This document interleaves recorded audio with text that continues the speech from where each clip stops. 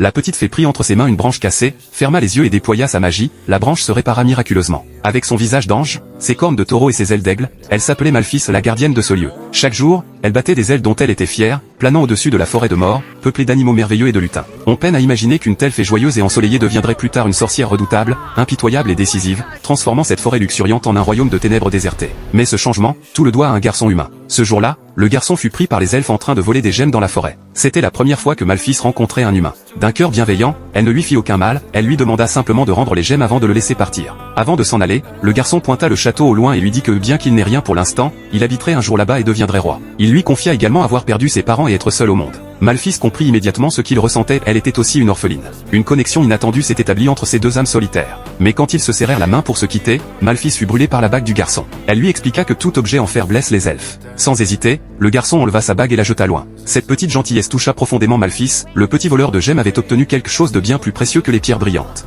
Dès lors, le garçon vint régulièrement rendre visite à Malphys, et ils passaient des heures à jouer dans la forêt. Avec le temps, leur amitié s'est transformée en quelque chose de plus fort. Le jour de l'anniversaire de Malphys, le garçon la embrassa et lui dit que c'était un baiser de vérité amoureuse. En un clin d'œil, Malphys devint une déesse belle et puissante, s'élançant vers les cieux et domptant l'horizon, elle assumait désormais pleinement sa responsabilité de protéger la forêt de mort. Mais quand le garçon grandit, il devint obsédé par le pouvoir et ne revint plus jamais la voir. Ce fameux baiser de vérité amoureuse n'était qu'un mensonge. Le roi humain, envieux des trésors et de la beauté de la forêt, déclara la guerre au royaume de mort et marcha sur lui avec une armée nombreuse. Malphys se battit seul, sans la moindre crainte.